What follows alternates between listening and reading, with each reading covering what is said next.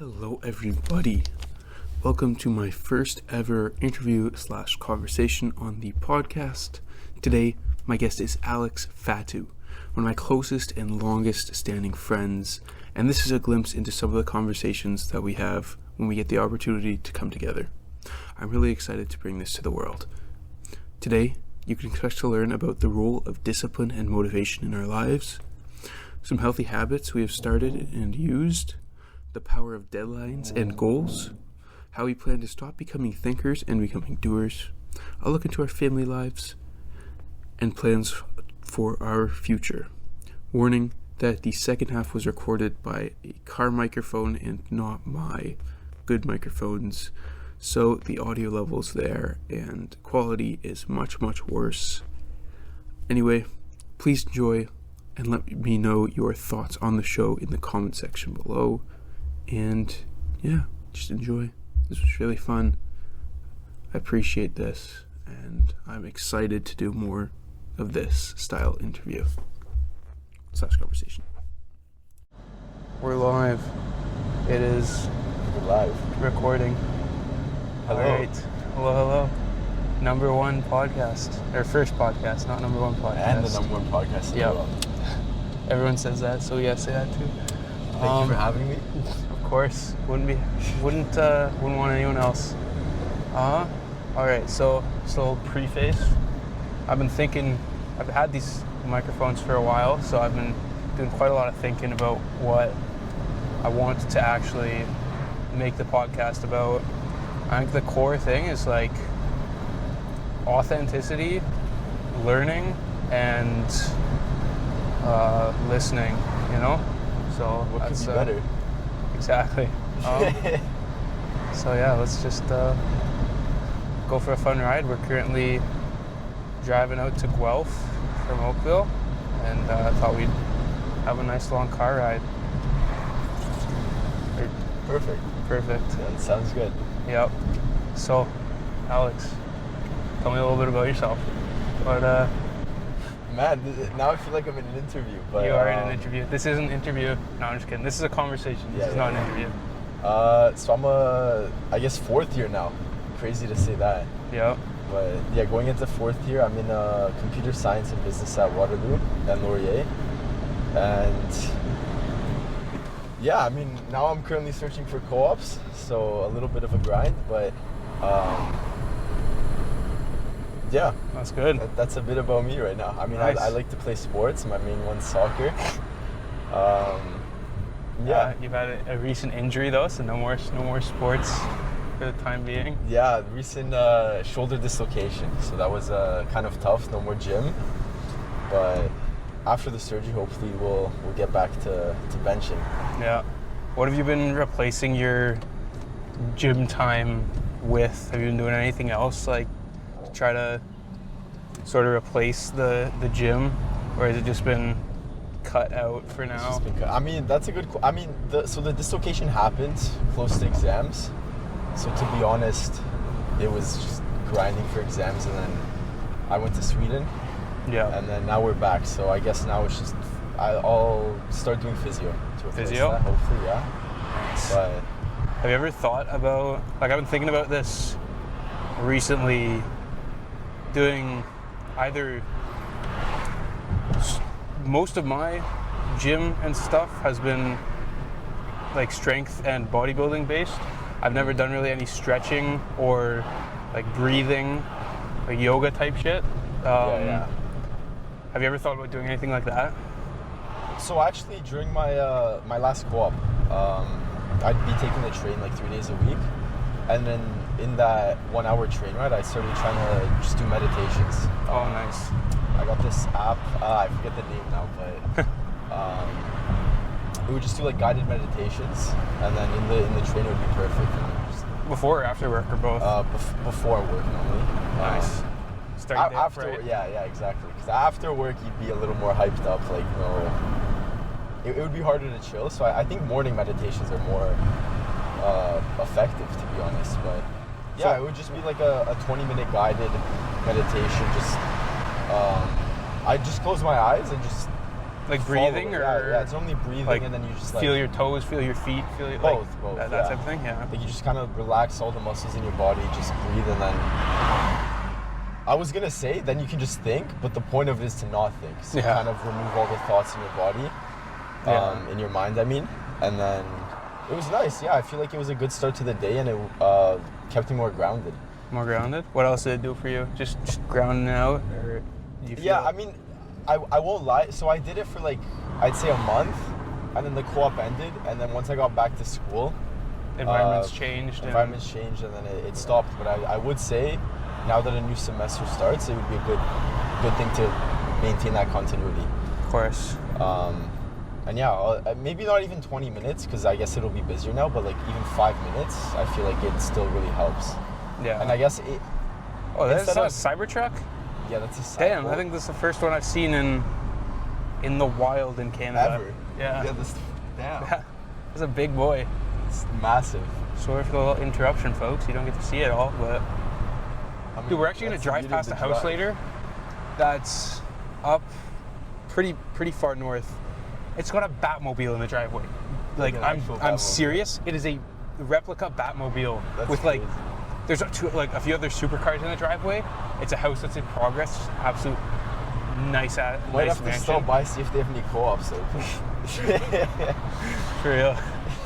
How many co-op terms do you have left? 2 more. So like 8 months more? Yeah, 8 months more. So I'm currently searching for the winter one from January to April. So if any of the listeners have any co-ops open, feel free to hit me up. Dude, we are getting 0 listens on this podcast. That's another reason I wanted to do this. It's a good like, what day is it today? August 30th? 2024. If we listen to this in a few years, see where we were at, that'd be I think that'd be the funniest thing. That's one thing that I regret a lot. In my teenage years, I was always, look at all these people taking pictures. They're just doing it so they can post them. It's so stupid. I was never a picture taker. And so now I have just no, like, pictures or videos or recollections from my time in late elementary school, high school. It was like my parents would take all my pictures up to a certain age, and then they kind of stopped. And then it's up to you to start taking the pictures, and I've started doing that again. Not as much as a lot of these social media people. I don't post anything on social media, but I think it's cool to look back at my parents' pictures. So like it would be nice, even thinking about it like long time down the road. Your kids could listen to this. Your kids could see what 20-year-old Alex Fatu's thinking, and because it's cool to look at like old pictures, but being able to like get in the mind of my parents when they were 20 would be the craziest thing. I feel like I don't even know what I would think, because I have no clue what they were thinking. But yeah, exactly. But I think it's cool to have this recorded. That's a benefit of living in this new age, I guess. The fact that we can do this. Yeah. But you just got to be doing it for the right reasons, you know. Exactly. Well, yeah. Same thing with the pictures. I'd say, like, I think there's 2 groups. Like the people who are taking them solely for social media. I think that's still pretty disingenuous. Yeah, for sure. But if you're just taking it for the memory, then I think that means much more. Absolutely. Oh, sorry. It's a warm one out today. No, I've. Have you tested it? I haven't tested it in a car, but when I was doing my walks, cause I got my solo show, Walking with Yenta, shout out. Oh yeah. On my old microphone, it would be just, you could hear me stepping, you could hear anyone walking by, cars driving by. This cleaned up the audio a little bit. It still picks up quite a bit, but I also learned how to, like, I didn't learn how to do it. I figured out there's a button you can press that suppresses all the extra noise, which is pretty cool. There you go. Yeah. I mean, so what inspired you, I guess? What inspired me to... But yeah, to even get the microphones and the podcast in the first place, I guess. Well, I was thinking about it. I've been listening to podcasts, mostly, like, I don't know if you want to call them self-help podcasts, but like, it's kind of just people who are trying to learn. Chris Williamson, Modern Wisdom. I reference to that one quite a bit. It's probably the one I listen to the most, maybe Joe Rogan. And he said Chris Williams had said something about there's nothing bad about starting a podcast. It's all benefits. You can talk to more. It's a great excuse to talk to more people. You can clear up your thinking and get differing opinions. And it's just a good way to connect with people, connect with yourself. It's something that if I wasn't doing a podcast, what else would I be doing? Probably nothing. So why not spend my time doing this? I've always tried to be more articulate than I was. I've always struggled to articulate my thoughts, and this is a good way to not only just conceptualize new thoughts and refined thoughts, but be able to explain them to someone and be able to have them explain something to you and have that direct learning experience. The feedback. Yeah, and I think it makes you more confident in your thoughts as well, because you have all these thoughts throughout the day. Yeah, and it can course correct you. Yeah, exactly. So if I'm thinking about something completely wrong and then I talk to someone who knows a lot more than I do, then I can get called out on my ignorance, and we don't want to be ignorant. No. That's I have a belief, which I could be wrong, someone could correct me, but like 90% of the world is just living in pure ignorance. Everyone thinks they know everything they need to know to just get through life. And I guess in a sense that's true, but that's stagnation and downfall. That's not growth whatsoever. Yeah. Being able to drop your ignorance is the number one way to grow. And it starts with self-awareness. Exactly. Because no one knows everything. Yeah. So the way to grow is to admit that and try to seek more knowledge. Yeah, when I was reading some Socrates, not to get too philosophical, but yeah, I got a massive philosophy book that I started reading. I haven't finished it yet because it is, those old writings take like 4 hours to be able to fully read and digest it properly, because it's not like a quick read that you can do, and I tried to be doing that a lot more. Did not keep doing that, but yeah, when I was reading Socrates, he is very clear, like everyone always thought of Socrates as the wisest man, and Socrates thought of himself as the person who knows the least, so he came to the conclusion pretty much that the smartest and wisest people are the ones that know they don't know. Exactly. And so, exactly, and that's what pretty much all of growth in the human mind has come out of, is that sort of principle.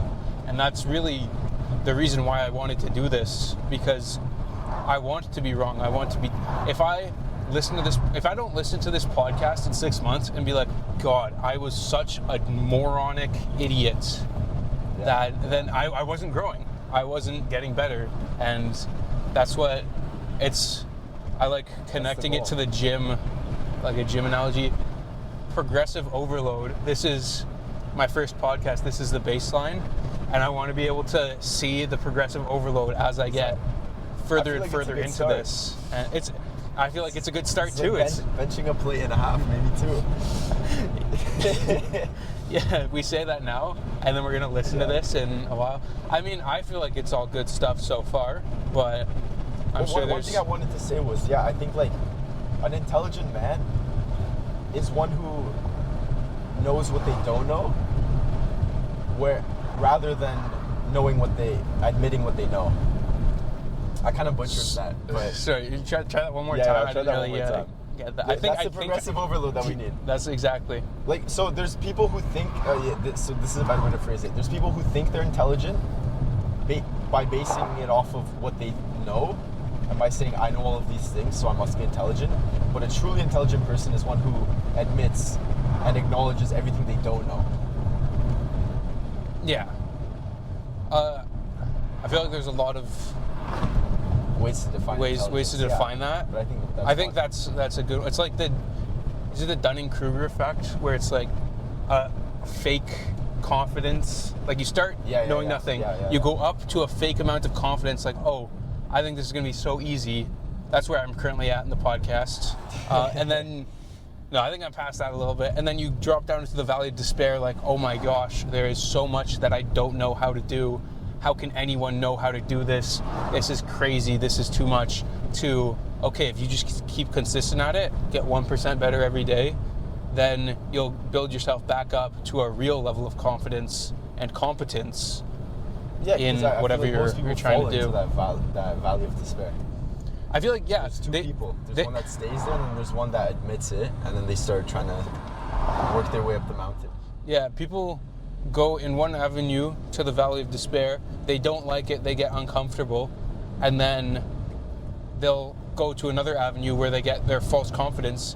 And some people just live in the false confidence. Most people, I think, live in the false confidence of thinking that they know when they really don't. And that's the worst type. Like, if you could think of 4 quarters of knowing, not knowing, confident, not confident, the worst corner to be in is not knowing and thinking that you know. If you don't know and you know you don't know, that's all right.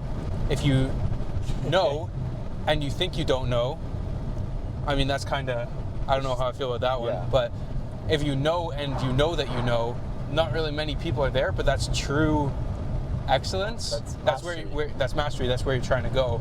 But I think the best place to start is knowing that you don't know. Yeah. And that's... Well, I think it's a path, and I think people start in the one where they're confident that they know what they don't know.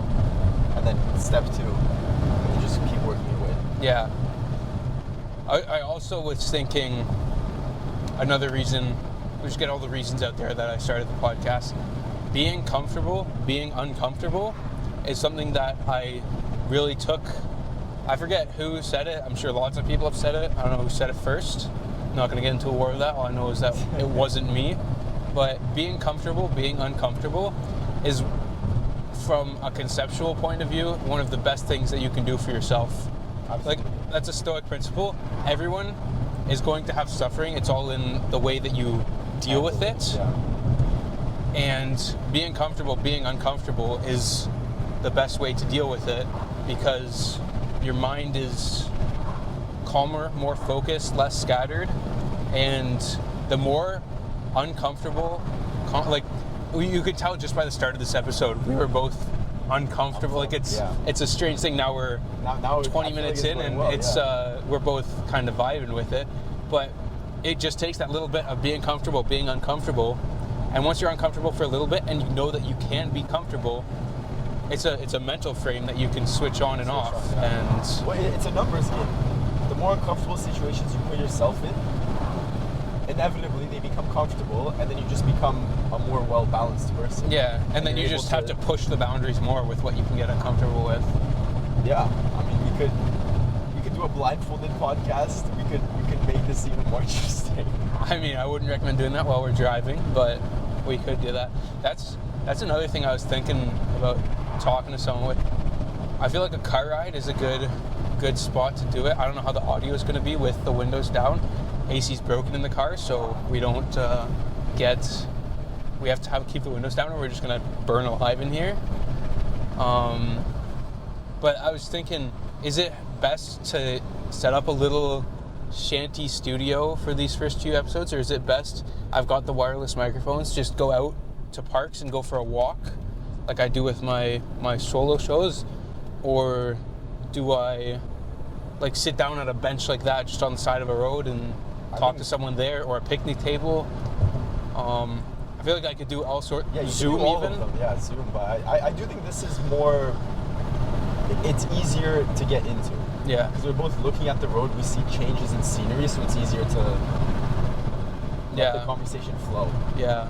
I was thinking, the one thing about this though is we're not really looking at each other. Like I'm driving, I can't be looking at you while I'm talking. It's hard to read like expressions and how you're feeling. Like, you know what I mean? Like that's a degree of social intelligence, being able to read cues. And if it's over Zoom, or if it's like this where we're not really looking at each other, we can hear each other clearly because we're in person, but it's not the full. So I think across each other in a scenic area where both people are in a new area is probably the best. Probably the best, yeah. That I can think of. Yeah. Oh, I was just about to... Oh, I had a question, because I remember you were talking about the Marcus Aurelius book. So if you have any biggest lessons you learned, or biggest... Did you like the book? Did you not like it? I only read about half of it, and then it's so hard, I find, with that language to really pull exactly what they were trying to... It's because it's all just, he was talking to himself.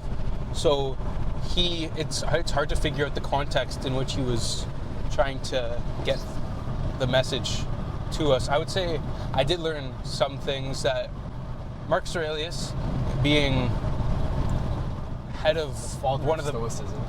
Father of Stoicism, but in his time he was running the Roman Empire, and he was still constantly telling himself, I'm just a person. I am, like, everyone's human. Yeah, I'm not special. I'm not anything special. And that's something that I have not only applied to myself, but the opinions of others. What do I care what someone else thinks? Everyone's just humans. And yeah, I think that's... Everyone's going to be, in 200 years, I'm going to be dead. Everyone that I cared about is going to be dead.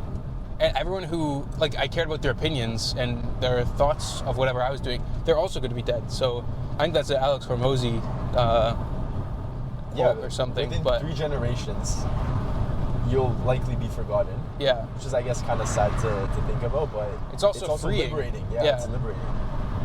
So then why would you care? Yeah, another one is... do what you want to do. Even some of the greatest minds and some of the thought leaders, people that you look up to, Marcus Aurelius, he struggled to get out of bed in the morning. He wanted to sleep, but he had his thing that he wrote that, is that what I was put on God's earth to do? Sleep in or get up even though I don't feel like getting up? And that's still something that I definitely gotta apply more. I get up every morning, but it's always a struggle. I hope you do. Yeah. No, I do think that developing some form of intrinsic motivation is the key to wanting to do something. Because I guess if you think of when you were little, right? On special days, you'd be really excited to do something. And that was the intrinsic motivation you had. Well, that's like, you know you're... gray. For sure. That you're... if you know something new is going to happen, like, I don't know about you, but when a Fortnite update was coming, I'd be antsy for it. Like, oh my gosh, something new is going to happen. I'd wake up and read all the new, exactly. the new editions. I guess that you could call that intrinsic motivation, but something that I learned pretty recently that I actually put down, I think it's my latest entry in my notes of, like, things to remember. Motivation is fundamentally bullshit. If you do the thing, you were motivated to do the thing, and the thing got done. It doesn't matter how much you wanted to do the thing. If you don't do the thing, you are not sufficiently motivated. Yeah, cut out the middle, cut out motivation. It's literally, you do the thing or you don't do the thing. Yeah. It's all about doing the thing. Yeah, discipline, I think, is the word there. But I think... What does discipline mean to you?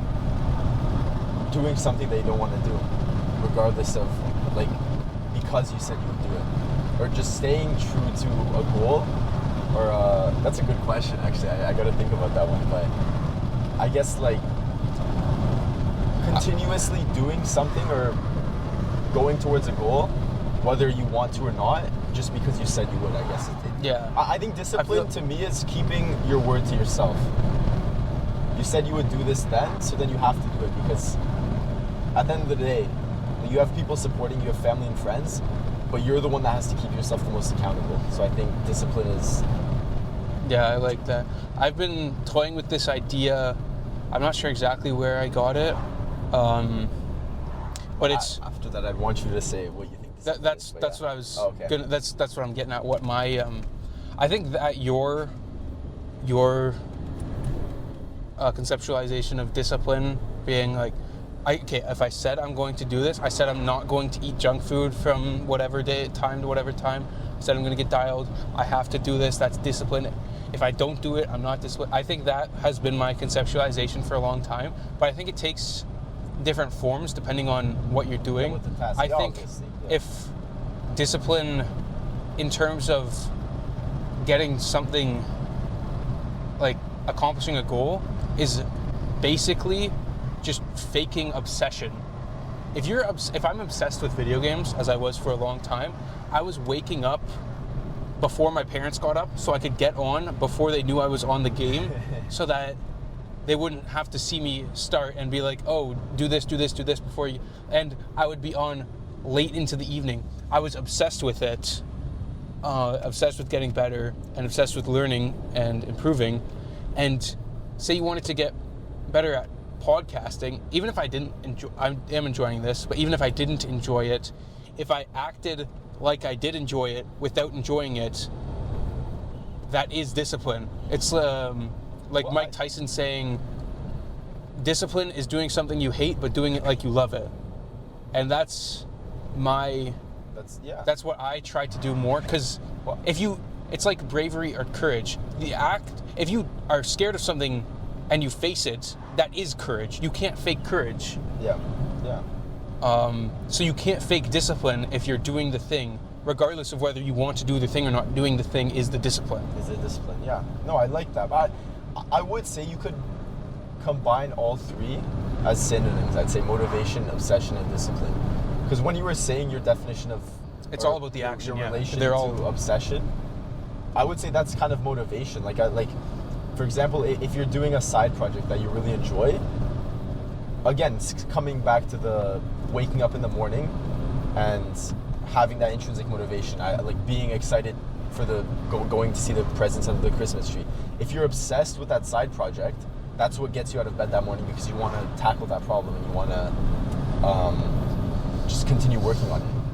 So I'd say obsession could be a form of motivation, which correlates with discipline. Mm-hmm. So I would say motivation is doing the things you want to do because you want to do them, and then discipline is doing the things you want to do when you don't want to do them. Mm-hmm. Yeah, and I think it's that kind of makes motivation pretty much useless, because you already want to do it, and yeah, that's true. It's just kind of describing it, but so discipline is the key, I'd say. Yeah.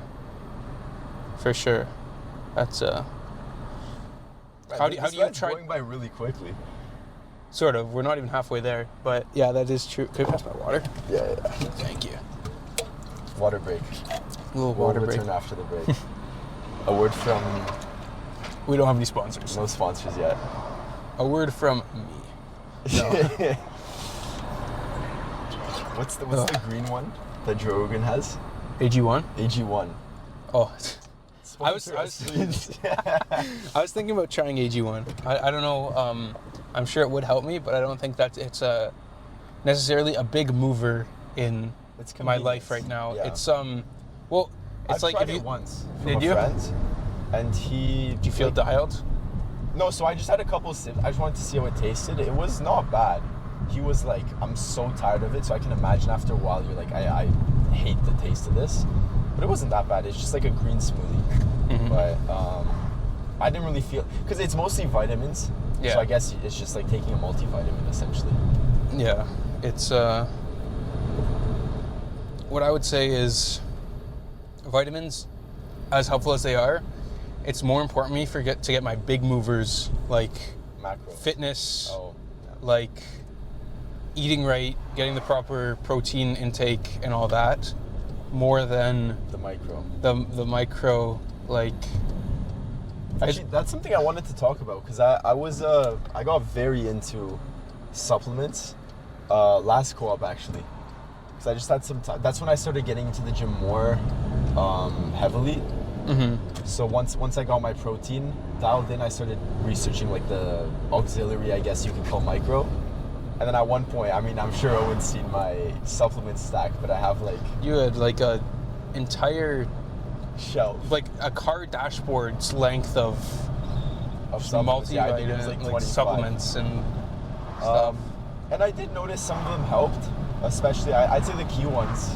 I don't know how much you want to talk about this, but Go I'd say for the it. key ones are vitamin D was Yep. most impactful, zinc, and then magnesium for sleep. I'd say those three. If you don't take anything else, take those three. Those are very easy. Those are key ones that you need day to day.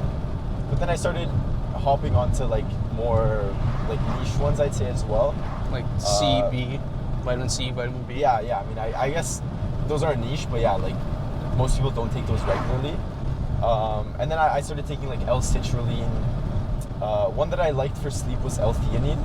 I take that with magnesium. And ashwagandha, I mean, I know that was really massive like a couple years ago.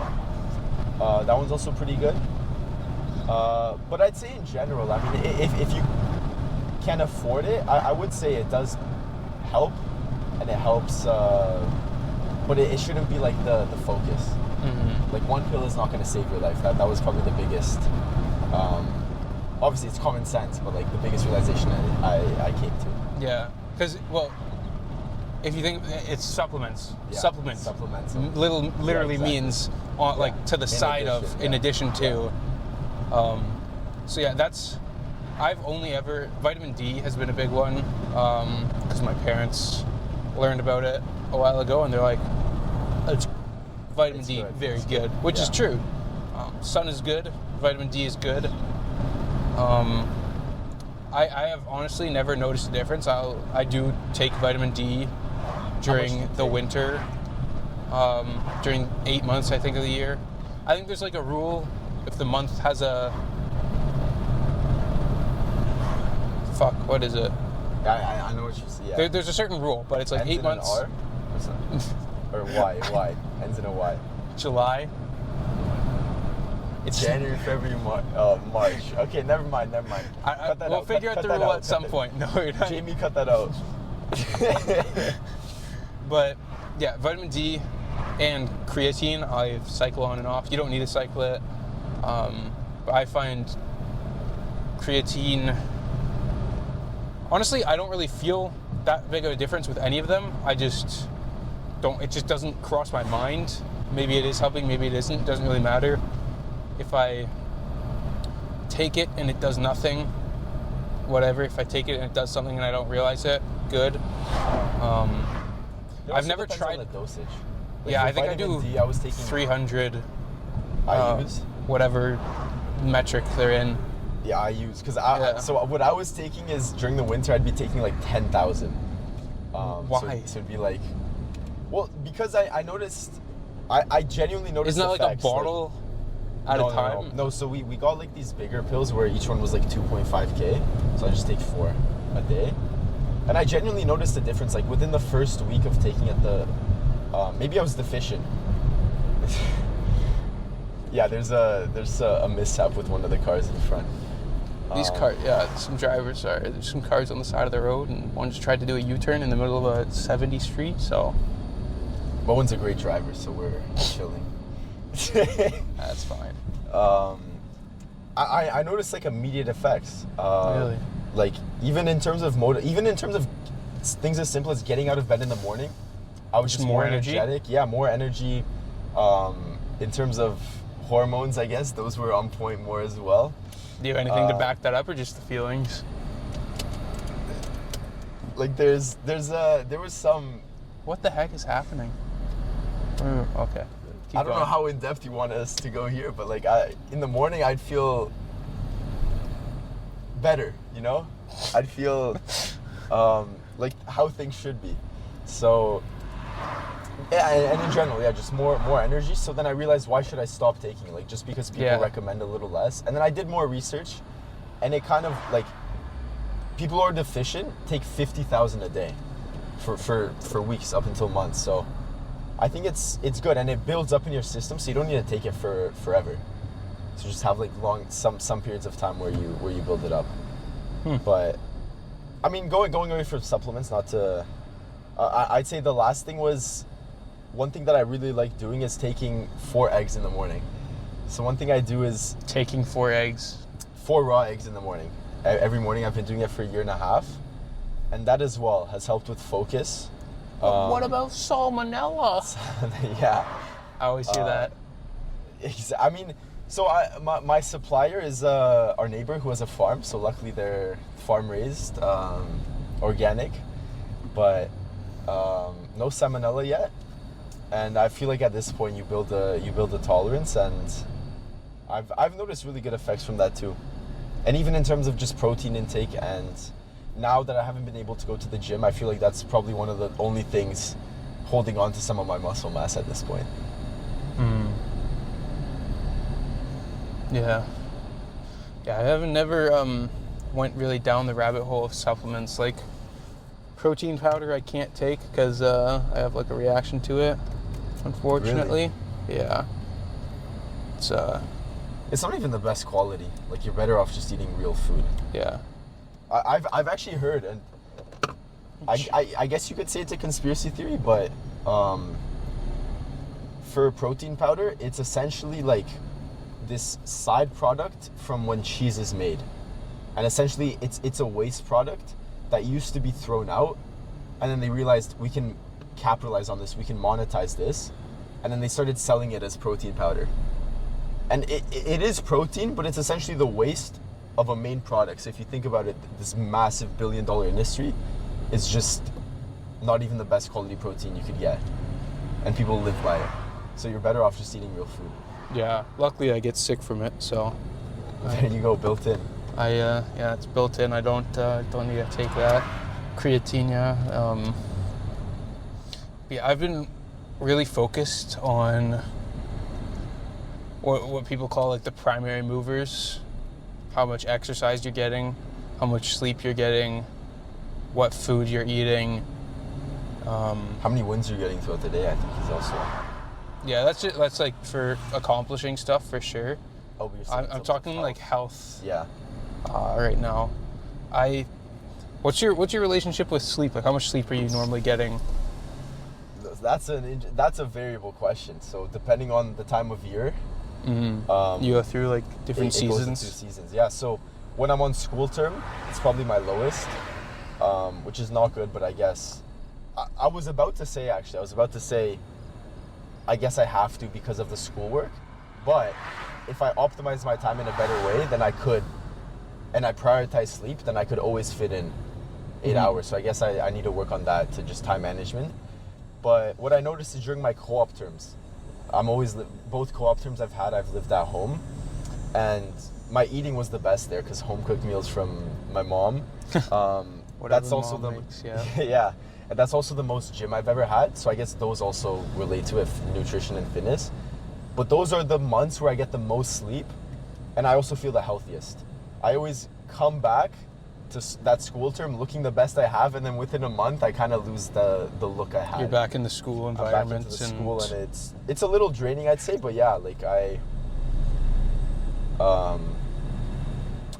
will. That's one thing I want to work on. Yeah, just working on keeping. Do you have trouble like falling falling asleep, or like it's just purely when you get into bed, it's already too late, and you got to be up in the morning to get stuff done? Exactly. Yeah. Well, so normally, because I'm a little more sleep deprived during the semester, whenever I need to sleep, I fall asleep almost immediately. Yeah. So yeah, I'd say just in terms of timing. So I normally go to sleep later, wake up, depending on the semester. If I have 8:30s, wake up earlier. But yeah, I wouldn't say it's like a falling asleep issue. Timing though. Yeah. And you were talking about a concept of setting an alarm. To go to bed. I want to hear more about that. I want to hear more about that. So, yeah, I was listening to a recent Alex Hormozy podcast where he explained how the one simple action of setting a time you go to sleep every night can cut out all sorts of distractions and drains on your energy and all of that sort of thing. If you're going to bed at, say, 10 o'clock every night, then you're not staying out late drinking, so you're not going to be hungover. So you're not going to have your work suffer for that reason. If you go to sleep at 10 o'clock, and you can naturally wake up, which feels a lot better. I don't know about you, but when I naturally wake up, feels a lot better, and you're more energized to get out of the bed and get stuff done. You can basically boil it down to one action. This is like the principle of leverage. One action can have so many great pros for your life that if you sacrifice just your nights, which is generally just distractions and really not anything that's bringing you more towards your goals, and if you're putting your goals on a pedestal of importance over pleasure, then cutting out nights out would be a great like way to stay on point and keep yourself, keep all the actions you do throughout the day positive and forward. You're just basically cutting out it's like a diet where you cut out carbs. You're cutting out the night, and it just leaves you more time to put towards other stuff. And I think that if I'm going to go do an experiment when I move back in Monday through probably the first week, where I'm setting an alarm as when I'm going to get into the bed instead of setting an alarm when I wake up. And so I can wake up, I can make all my meals for the day so I don't have to spend time cooking later on. I'm going to see if I've got time to... That's another thing that I heard. Meal prep. Is if you meal prep everything if you don't just make breakfast, you make breakfast, lunch, and dinner for yourself. Yeah, the pan's already dirty. You already everything is already done for you throughout the day. You don't have to come back and spend an hour cooking whatever. You've already done that. It's just all about... I'm trying to learn how I can use leverage in my everyday life as much as I can. And I feel like that's a big piece of leverage that you can use to get a leg up. And sleep for me I have no trouble falling asleep anymore.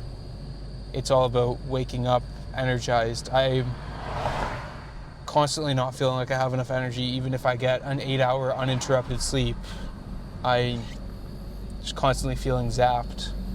So I don't know exactly what it is, but if I act as if I'm not tired, then does it really matter even if I am tired? Maybe the quality will take a little bit of a hit, but it doesn't matter too much. It could be any number of things. That's kind of where I'm at with my sleep, my looking forward to getting better at it. I think sleep is big. It's one of it's where your body recovers. Yeah. And kind of relating that back to the motivation and discipline topic we had earlier, I've noticed on days where I get little sleep, but I still have big tasks to do, I'm still able to accomplish them because I have that, I wouldn't say motivation, but the need to achieve them. But then on days when I'm tired and I don't have big things to do, those are the worst days. Yeah. Because again, so I feel like even with the lack of sleep, sometimes you can still achieve everything you need. For sure. And you can artificially get the energy. Yeah. I also think it comes in seasons, as in this season, this is my push season, this is my grind season, this is my 6-hour sleep season, 5-hour sleep season. And then you'll have other seasons where, okay, you're getting your 8-9 hours of full recovery, a lot more dialed in, and it's all about what your focus is at different times, and you just have to manage that. We have the rest of our lives to sleep. I sleep when I'm dead. Yeah, but at the same time, recovery is important for your mental strength, for your recovery of your muscles. Yeah. There's all sorts of sleep benefits. And there's a principle that Jordan Peterson talks about. If you can get really good at the things you do every day, like greeting your roommates or your girlfriend or your parents when you get home, if you can get good at optimized brushing your teeth every single day, that's your life. The stuff you do every single day is your life. So if you can get better at each of those things, that leads to a better life, you know, as a whole. Yeah. So I spent a lot of time thinking, what do I do every day? I go to the gym, I sleep, I brush my teeth, I greet my parents, I greet my girlfriend. If I can get better at all of those things, that's a better life. And that's, of course, only one facet of life, but it's... Those will always be a part of your life. Exactly. So yeah, I agree. Yeah. And then once I get it to a sufficiently optimized level that I think, all right, that this is okay for me, then You can focus on other. I can focus. I can just keeping a baseline is so much easier than pushing. Like once you get to a certain point, it takes a lot more to atrophy away the habits and everything. And if you can just stick to a baseline and focus your learning and development on something else, your baseline's already a lot higher. Yeah, I mean, So- I guess you could think of it as a support system in a sense. Yeah. And not even emotionally, but like, if you lose something in your life or like you're in a rougher part, if you've built those daily habits, you still have those, even in the harder times, or in the times that you don't have as many things to do. Absolutely, yeah. So it keeps you guided, I guess. Mm-hmm. I think that's a big thing. Yeah, just having like I guess incremental habits. We kind of talked about this before, but like building little things that you can latch onto, and then in a period of 6 months, you'll be. If each one of those, it's kind of like a decision tree. Every second of your day, you can either go left or you can go right. You can make you can make any sort of decision, and there's always an optimal decision that you can do. You could group this by minute, by hour, by day, by week, by month. So I think, yeah, it's getting very windy. Just leave it cracked at the top a little bit. I think if you think of like your life as in time periods, and this might be not a cynical way, but like kind of like a very, I don't know, interesting way to think of it. If you know that like within this minute are the actions that I'm doing leading towards my goals, and then as long as you are, then you succeeded that minute, and then within an hour are more than half of the actions you've done in the hour leading towards your goals, and then that's a successful hour. And then you just keep scaling that, and then you just ensure that in a week you've done more actions that lead to your goals than haven't. Yeah, that can also. Yeah, I feel like that's definitely the goal, is to get to a point where the more decisions you're making are bringing you closer and closer to what the final goal is. Because I think that's one thing I feel like this is a very big issue in the generation now, is with like TikTok and Reels and focus in general. Yeah. Right? It's so easy to just Keeping distractions out. like sometimes I don't even realize that I'm on my phone, and then 30 minutes later I'm like, where did that time go? Yeah. What was I doing? And I think if you use this frame of mind of thinking, it's like within this hour time period, if I'm on my phone, it's not going towards my goal. So then you just immediately drop it and move on to the next thing. And obviously it's hard, but Yeah, the you kind of hardest set part deadlines is every hour. the hardest part is, okay, I'm gonna drop my phone. I'm gonna move on to the better thing. Wait, shit, what is the better thing? What Yeah. is it yeah, that I that's could be doing that's better? Like, Well, with school it's easy. yeah, Work. exactly. But that's the thing. That's why I find school so easy. I'm sure you're very similar. It's so structured. You always have something that you know you need to do, and you can just It's kind do of it. comforting. You don't I've realized. exactly. 'Cause You don't have to yeah. figure out your own problems. Yeah, you just you have the problems that you need to do in order to get your goal, which is good grades or whatever. And the roadmap is so clearly cut out for you, and you have your real deadlines. You have your people pushing you. You have the content that you need to learn to accomplish this. In the real world, if I'm trying to start something, you have to like piece together 15 different blueprints from 15 different people to accomplish what you're trying to do, and it's an art, really. Well, I guess that comes with setting clearly defined goals again. Yeah, for sure. I think that's really important to do, to have your goals, and then spend one day a month just purely thinking, all right, this is my 5-year target. This is where I need to be then in 2 years. This is then where I would need to be in 1 year. This is then what needs to be done in each quarter to get me to that point of 1 year. All right, in this quarter, this is what my focus is going to be. I feel like I say this all right now, but I have not. Oh, they're giving out free food over there. Sorry, I saw food and I got distracted. It's not. I've got models and frameworks that I could apply that I haven't applied yet, and it just leaves me open to the wind of distractions. Like, I feel like distractions are like winds and breezes that are pushed upon you.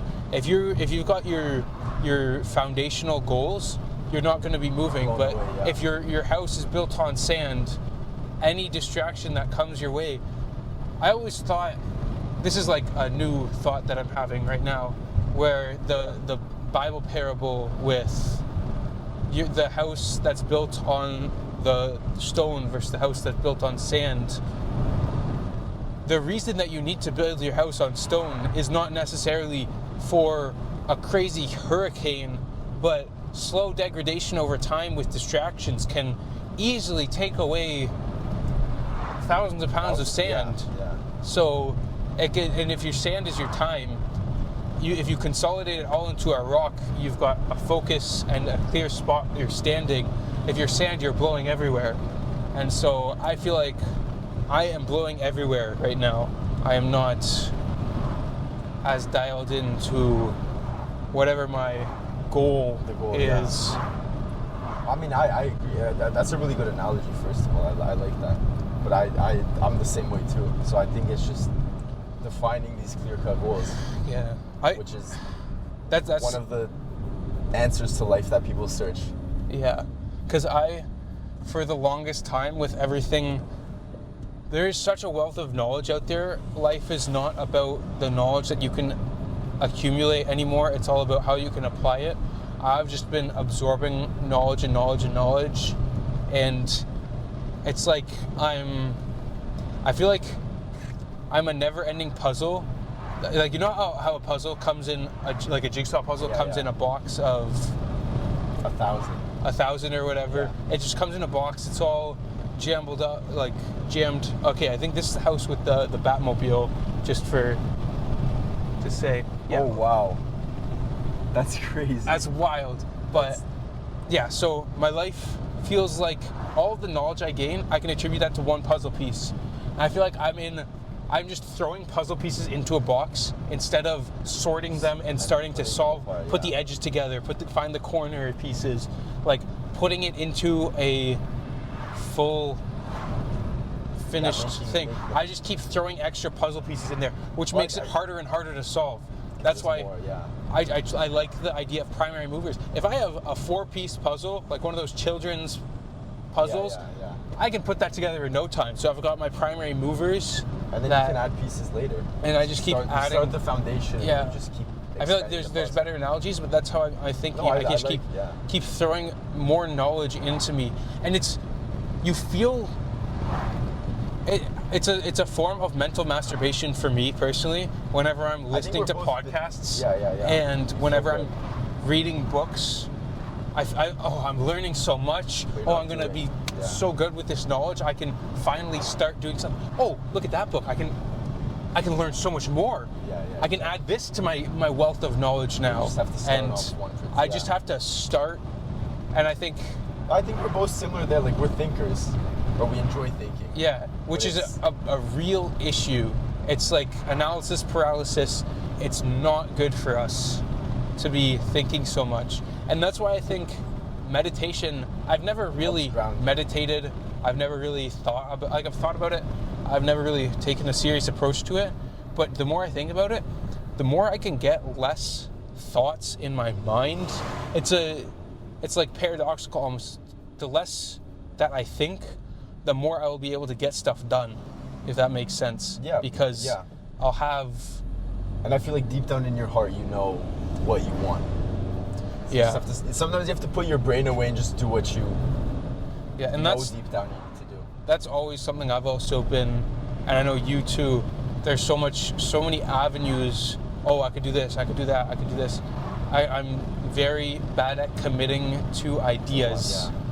Well, I think a good analogy is like restaurants, right? Like, I've been to restaurants where there's 100 different items, right? And the more options you have, the harder the decision is to make because there's valid options throughout. But I was in Sweden recently, and there was this one restaurant where there was 2 options on the menu for foods and 2 options for the drinks. Really? It was the fastest, and it was like a premium restaurant. It was actually beautiful. It was like the top of the rooftop bar, Okay. like overlooking the skyline. It was really nice, and it surprised me that like such a high scale restaurant had that. But it was full of people, and I guess people like that because there's no decision making. You have 2 options. You choose the one you like more, and then you go with it. Yeah. It was the quickest menu I've ever ordered, and I loved it. Like, I love the food. Yeah. And I think you can apply that to this as well. Like, the more knowledge we gain, the harder it is to make the decision because inevitably there's going to be intersections between the ideas that we read from people, and there's also going to be conflictions. So then, how do you choose between them? So I feel like with some degree of what's the word? Of just gauging what they're saying. You can tell if it's good advice or not, and if it's good advice, just follow it. Just start acting, I guess. But it's hard. Yeah, there was an interesting thing that I was, of course, learning in a podcast about what learning is fundamentally. Like, when I say I want to learn, what does that mean? What are the actionables of learning? It's such a vague term. Like, Alex, I want you to learn how to like record a podcast or whatever. It's okay. Well, what does that mean? It means same conditions, different reaction, pretty much. Like, if I'm teaching someone, this is the analogy that I heard from Alex Hormozy, was if I'm learning is same conditions, different action. If I'm teaching you sales and you say A, B, and C, and I go to you and I tell you to, no, don't say A, B, C, say X, Y, Z, and you then immediately start saying X, Y, Z, you have learned. You are now, it's same condition, different action. And I feel like I have listened to so many podcasts, but I haven't learned anything. I haven't learned anything, but I have learned some stuff, of course. I've started a podcast now, but I'm in the same conditions and I'm acting the same way. That's not learning. I have gained more knowledge, but I have not learned. What I think is a really good analogy is, I mean, I know there's a lot of people going against like the school system and how, just in general, how it makes you like workers and not thinkers, you know? That's what it's designed for, yeah, like from a young child. But I think one good thing that we have learned is, and while you were saying that, all I could think about was our math test in grade 11. So the first part of the test would be knowledge, just applying facts, or not applying, just regurgitating facts that you learned before. Then the second section would be application. And then the last part would be thinking. So something you've never seen before, and then you just have to take everything you've learned and applied and use it to solve the thinking problem. So I think that is a good way to frame learning in general. And I think that's what listening to podcasts is. That's acquiring the knowledge, but then you need the application. Yeah, exactly. So, and then you need the thinking. I think the thinking needs to happen before the application. So you acquire the knowledge, then you reflect on it, and then you apply it. And then that's how you truly learn the concept. Yeah. I think you'll like this one. Say it is knowledge, application, thinking. say those are like FIFA stats. I feel like I'm at like a 90 in knowledge. I'm at like a 50 in application, and I'm at like a 25 in thinking. So I'm just a purely unbalanced. If I could learn how to think better, that would upgrade my character far more than going from a 90 to a 95 in knowledge.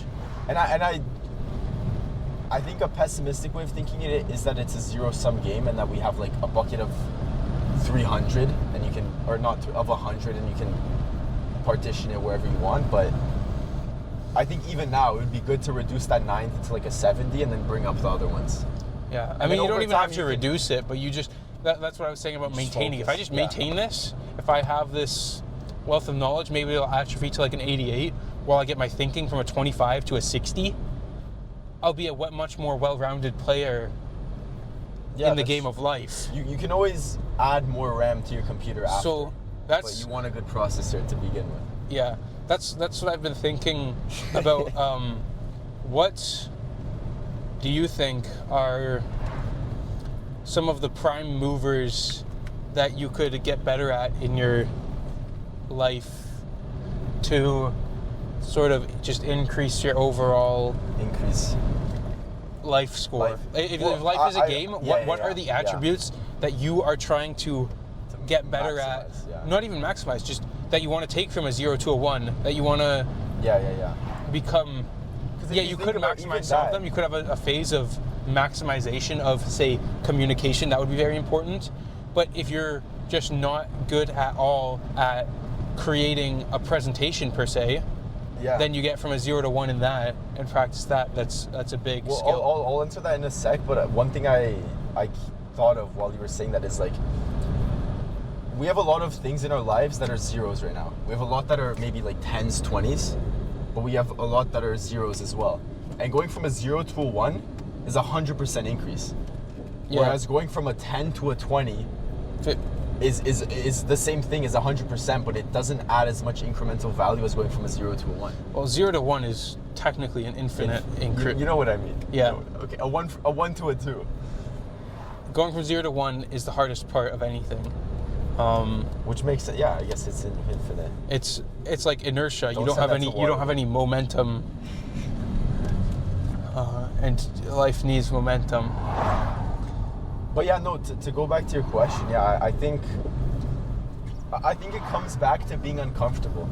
I think we find safety and comfort in thinking because it's just us alone in our thoughts, and it's a way of just like you're not putting any pressure on yourself. It's not like a due date. You don't have it's something we've been doing for our entire lives. It's purely amorphous. It's something very very comfortable. So I would say just like, I mean, one thing which maybe you've seen just throughout, but like one thing I wanted to get better at was just public speaking in general, being better at conversations, like being more not articulate, interesting, but just interesting in general. Interesting, but I'd say just like willing to talk to new people easier. You know what I mean? Like just being that person that, because I was especially in high school, I was much shyer, but before you even met me, I was even shyer. I think even in high school I was, but like I'd say first year uni changed me a lot for the better. One thing I've started doing with one of my roommates is just on the street, like we just see random people, we just start conversations random. Like sometimes it would be like more trolling, like just having fun, but sometimes it would just be like just talking about something random or pointing something out that they're wearing, whatever. Yeah. And it just helps. It gets you more comfortable. I guess you could say it's kind of rejection therapy. But after doing that, I've realized like even just like making small talk with the waiter, things like that have become much easier. Yeah. You also you get a new perspective through doing that. I think that's beautiful to hear, because you're learning through real action. I could tell you 10 different affirmations about everyone's gonna die, no one's gonna remember you. Last time you were in the airport, do you remember anyone's faces? Like all of that. Yeah. But going up to someone in real life and just having a quick little, oh, I like your glasses, those are really cool. Oh, like where are you from? Like a quick little conversation like that, and then you move on is just, it's really amazing to, I feel like that's quite grounding for someone even. I recommend it. Yeah. Because, I mean, obviously, a lot of the time it was positive. Sometimes it was trolling. Yeah. Not in a negative way, but, like, just having fun. So I would say that happened more when we're, like, a little bit of drinking a night out. But I think in general, yeah. Like, just being able to know how to... I think it's, again, with the uncomfortability... Coming to a potentially awkward situation just with pure confidence. Yeah. Because you've already been through it so many times. You've stacked you stacked your building blocks of, okay, I know there's not too much that can happen that's going to throw me off. Yeah, what's the worst that can happen? Yeah. And I think in a world now where people are becoming even more different, and especially the more multicultural it's getting, you're going to meet people from different avenues of life with different morals, with different values, with different ways of interacting. So the more situations you put yourself in to become comfortable with them, then you have like a way to interact with all the different people you see, and it's kind of like a repository you build to know how to interact with all these different people. Which I think is very invaluable, especially like in sales, like we were talking about before. And just in general, just making new friends, putting yourself in situations. Like, there were some situations I put myself in with people, like going out of my way that I wouldn't have maybe even a year ago. And some of those people are close friends now. And if I hadn't done that extra move, I would have never met them, and I wouldn't have created that connection. Even though at first glance, maybe judging a book by first cover, I wouldn't have thought I'd be a match with that person. Mm-hmm. So, yeah, I think that's really cool. It's a really good idea. I'm going to start applying that. And it's easier to start off with I mean, we can even do it like... Yeah. I was thinking of coming up to Western for Hoko. Yeah. Like last year. Hopefully we'll be able to tell you that we did meet last year. Did we? That was Halloween. But yeah, we could run it then. But yeah, I'd say even with a friend, you start doing it, because... Doing something with someone is so much easier than doing it by yourself. Even in terms of accountability. Yeah, you just have to have...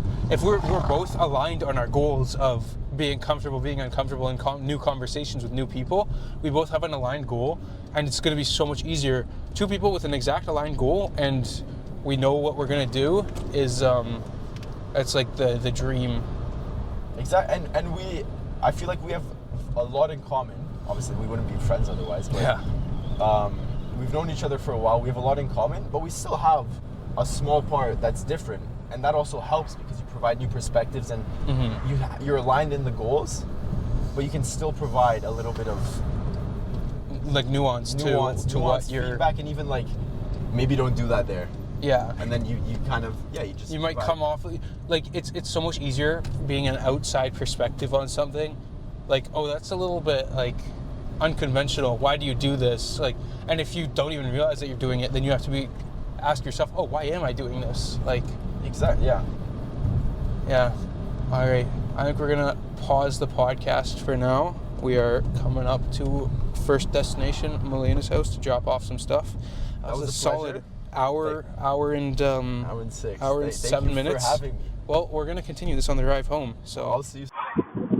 Great. We're back at it after a nice cookie break, and on golf shirt. This is the best golf shirt. Beautiful golf shirt. Everybody's talking about it. I'm not good at Trump's impression. That's a terrible Trump impression. The golf shirt, the best golf shirt. I said, wow, what a golf shirt. I walked in, I said, wow, this very blue. Very nice, but very blue. Everybody's talking. It's a blue shirt. I actually like the color blue. Other than the fact that it's tampon Tim's color. The blue shirts are very nice. That's my... It's actually pretty good. It's literally just... You just gotta keep describing the same thing over and over again. Yeah. It's not even how you say it, it's what you're saying. Or actually, no, it's how you're saying it. It does not matter what you say. That's what I meant. Well, one of my roommates is actually really good, and one of my other friends is, so then we got them in a room, and then they just both had a conversation as Trump, and it was fucking hilarious. Cool story, though. cool story, bro. But yeah.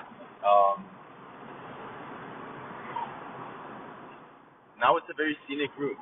Yeah, we're back on the scenic route. We left from a completely different spot of Guelph, so I am really just guessing as to how I'm getting back, but we're chugging away, chugging away at it. So tell me a little bit about your family life. So yes. Go right ahead. Yeah, no. So we were talking a little bit before, but let me just close the windows. Yeah. Yeah. So basically, my entire close family, my mom, dad, and my sister, who's 9 years older, we all live here in Oakville. And then basically my entire rest of my family. Here in Oakville? Yeah, my sister moved 5 years ago to Sweden. That's why I went a couple of weeks ago to visit her. And I'd say we're still pretty close, even though we don't really talk as much throughout the year, because obviously we have our own schedules and business. When we see each other again in person, it's nice. We still get pretty close. But yeah, so it's just us here, and I'd say a big thing in Romanian culture is like family friends, especially like other family friends in the same situation, because there was a massive wave of like other immigrants. Yeah, other immigrants. Massive wave of immigration after the fall of communism in the 90s. And essentially, when my parents came, a lot of other parents in similar situation all came. And then, coincidentally, for some reason, they all chose Oakville. So now there's a massive, Romanian group in Oakville. And because the rest of their family is all in Romania, we kind of just made a nice big group here, and then it's kind of like our Canadian family, you know. So what I like about it is there's a lot of there's not weekly gatherings, but there's a lot of consistent gatherings throughout, and it provides that family community. Yeah, the family feel. For Christmas and stuff like that, it's not like our relatives come from Romania. We just invite other family friends. So yeah. So I'd say that's one thing I really like about Romanian culture. And then I was asking you about your family here, because you have 3 brothers, and then you said you have a bunch of cousins. So yeah, I want to hear a bit more about that. My family is, I guess I'm a second generation immigrant from all of my parents. Maybe my grandparents all immigrated. Yeah. For my one grandmother. And then, they all immigrated when they were young, right after the World War. And then my parents were born here, up in Bradford and Newmarket and that area. And then they moved to Oakville. But yeah, all my family, all my aunts and uncles, one group of them grew up in the Bradford area. That's my dad's side. There was 4 boys. Come from a lot of boys. My grandfather on that side was one of 6 boys with no sisters. Oh, and you're one of 3 boys. Yeah, and then there's a family of 4 boys with no sisters, and then I'm in a family of 3 boys with no sisters. I guess you know what you're gonna have. Yeah, so it's a lot of guys in my family. Should make sure this is still going? Yeah. Okay. Yeah, so my family is, everyone grew up in their areas, and now I've got an uncle in Barrie, an uncle in Tottenham, an uncle in Peterborough, and on my one side, so that's all more than an hour trip away any way you go. On all sides, yeah. And on my mom's side, I've got 2 sets of aunts and uncles. One of them is in Brampton, and the other one is in Vaughan, Richmond Hill area, which is also pretty far, 45 minutes to an hour. depending on when you go. And yeah, it's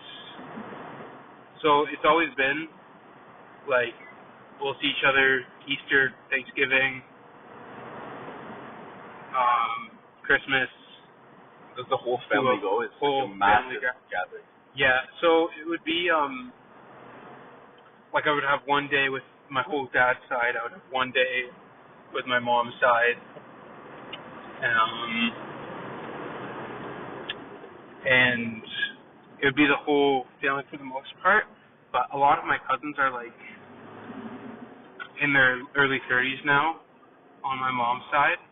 I've got 4 cousins that are way older. Like the youngest one in that family is I think 7 years older than me. So they were always kind of around, but not really all that close. And then I've got another set that are another 3 boys. One's my oldest brother's age, 5 years older. The other's my other brother's age, so 3 years older than me. And then the last one's 1 year older than me. And we are a little bit closer. We would always, it kind of just be, whenever we're around, we just get to play in. And surviving. But I don't think any of us really kept in touch, or any of us keep in touch after you get to that age.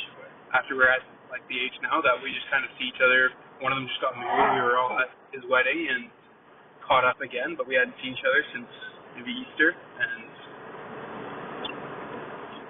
yeah, so we've always got like them around us for our family gatherings at that time. But I do like the idea of creating a sort of second family that you see more often, that you're more closely aligned with, of friends and such people that are like people that that aren't necessarily your family, but that you're aligned in beliefs and goals, and you are like with each other a lot more.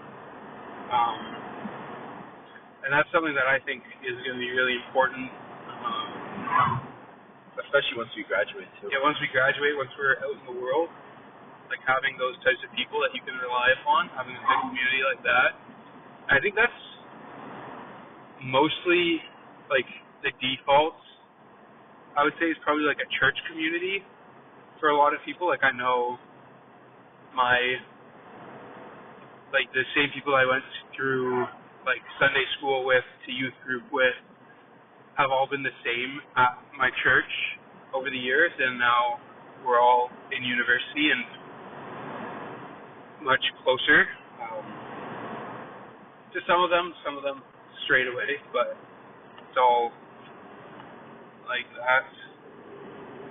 I like that idea, because especially like from high school, if you think about it, like I still keep in touch a little bit with some of the people there, but like you and our group is the one I keep in touch with the most. And like whenever I come back, I always make it a goal to see you guys.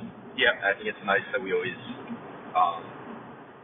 catch up and just always like have that, like knowing we have people when we come back home. Yeah, for sure. Like that's really important, and it's also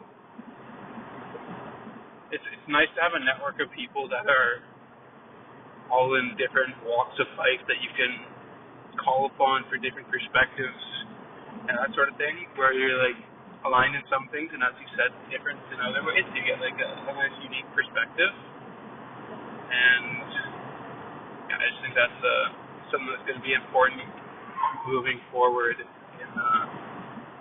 mean, we could build a compound.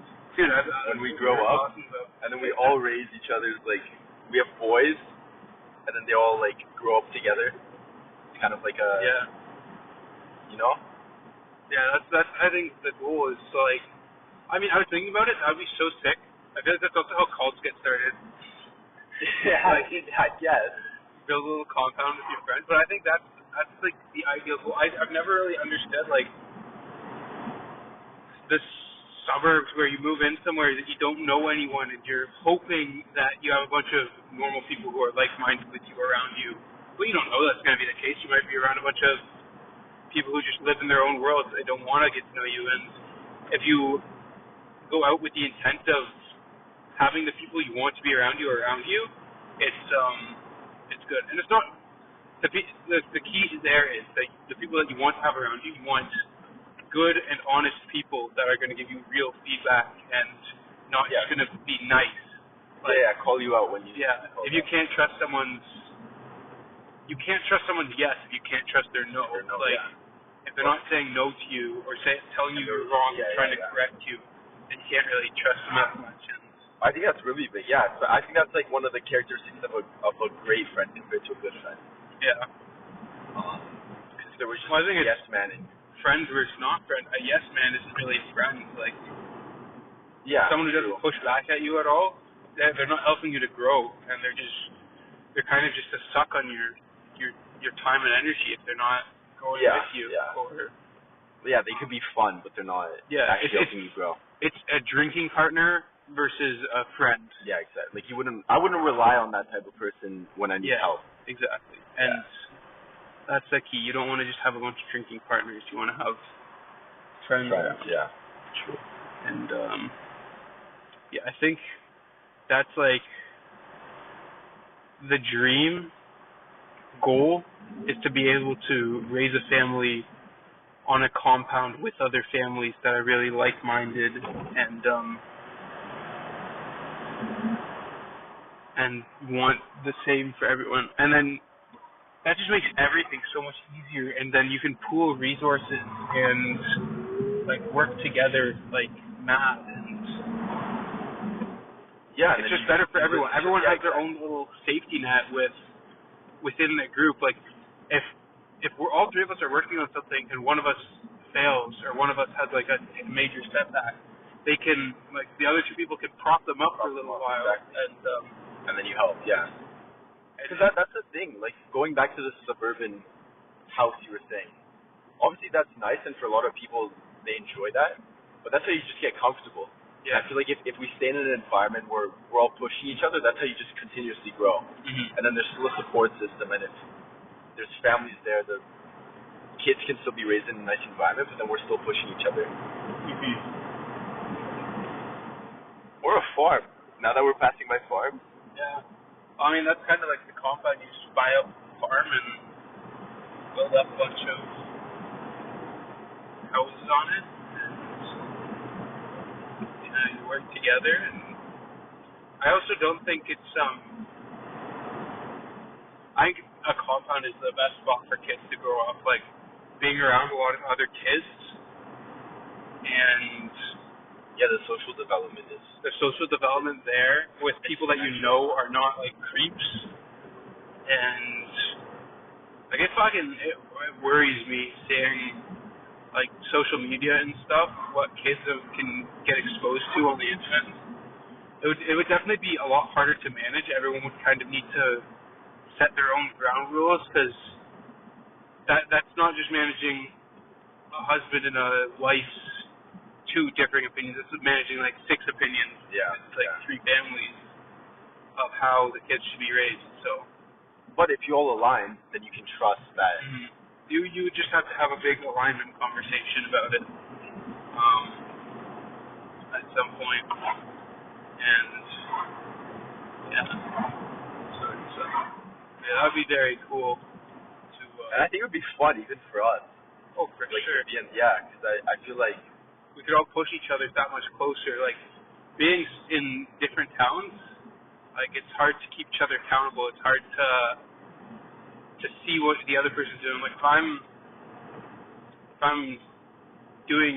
going off to the gym in the morning, or if you're going off to the gym in the morning, and I'm just sitting on my ass, I'm gonna feel like, oh, he's going to the gym. I gotta fucking go to the gym. I can't just be sitting here doing nothing.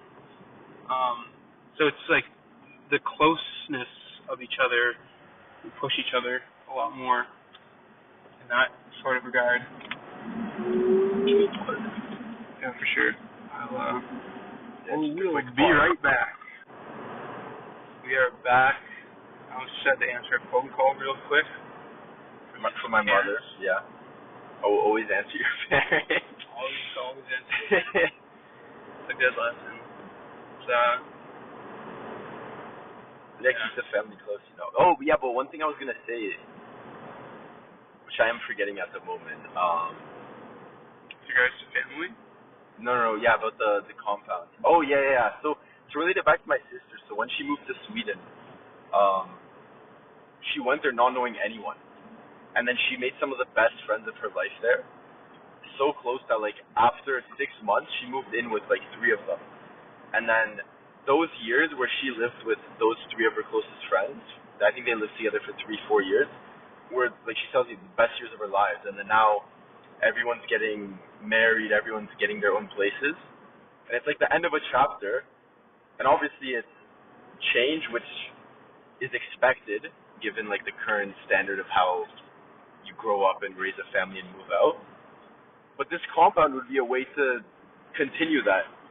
Yeah, I think it's screw the norms. If the norms is just one family gets one house and you don't keep your friends close, like, no. The biggest people always have guest houses and compounds like a castle almost. I think that's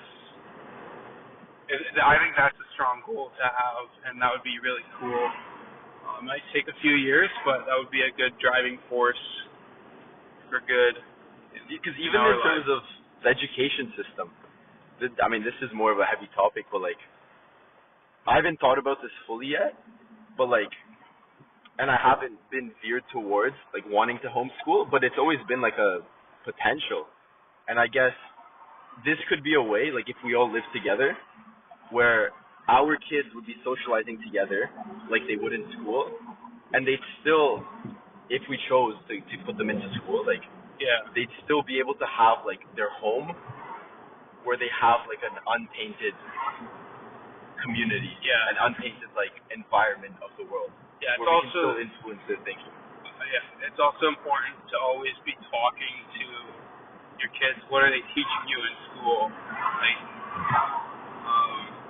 and even if they are teaching you something wrong, you can correct it there and say, okay, you don't necessarily need to try to correct your teacher, because a lot of teachers think they're doing the right thing by teaching kids stuff that they shouldn't be taught, and that's just because they're a part of the system and they don't understand. So you don't have to say, okay, tell your teacher they're wrong, but you just have to tell them, the teacher doesn't really understand this, and this, and that's why we as a family believe X, Y, and Z instead of A, B, and C, and you should think about it. This is why we believe this. Your teacher only believes this because that's what they've been taught, and it doesn't get you very far with that belief, and it'll be like using that sort of framework, I think, would keep kids good. Yeah, that's one thing I think we'll need to learn very well is, like, because we know how to communicate with each other, but I think once you have kids, I think the best types of communicators are ones that can adapt in a way that allows their message to be perceived by the other party, which I guess sounds like simple when you say it, but, like, I feel like I know a lot of people, and I mean, I need to work on this as well. It's like you communicate the same thing to 3 different people in the same way when you should have communicated it in 3 different ways. Yeah.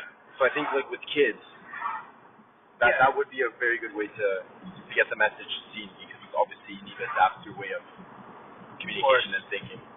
Yeah, some people respond to parables, some people respond to directness, and it's all in, like, the social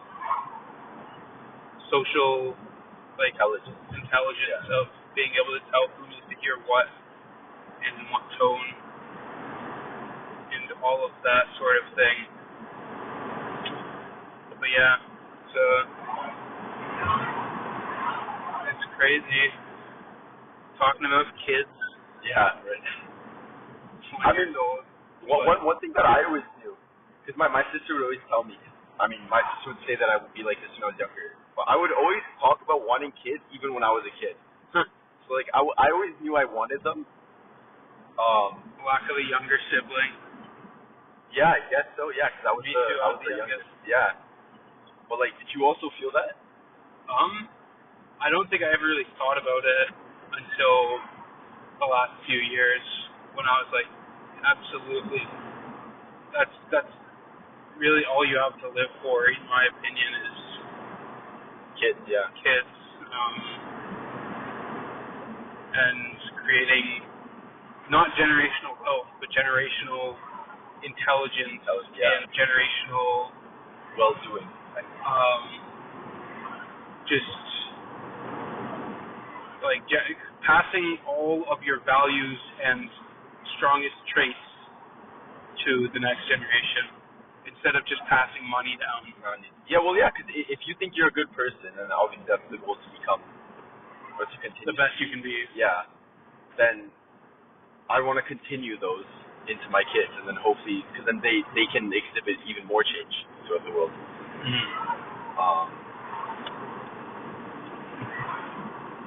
Yeah. That's why, I don't know, do you ever feel pressure that, like, there's been so many people that it has taken me, all my ancestors, I have to make them proud. Oh, yeah, Like, yeah. I have to make my name strong and Continue the bloodline, the legacy. continue the legacy, not even continue, but improve it, become the best in my bloodline. Like, yeah, with the opportunity we've been given. exactly. Everything has come to this moment where I make or break, and you always want to make it. That's where a lot of my drive comes from. I agree. Yeah, I think that's one of the best ones. I think that's one of the best intrinsic motivations you can. Yeah. Like, to not let someone down is very, very strong. That's like, even for a podcast, like, I may have not recorded a podcast today if you weren't here, because I feel like obligated to you to show up. Now that I told you that I'm going to do this, I want to show up and be my best self, be able to have a good conversation with you, and accountability. Yeah, exactly. It's important to not, as soon as you get other people involved, I feel like that's knowing that people rely on you. Yeah. I think.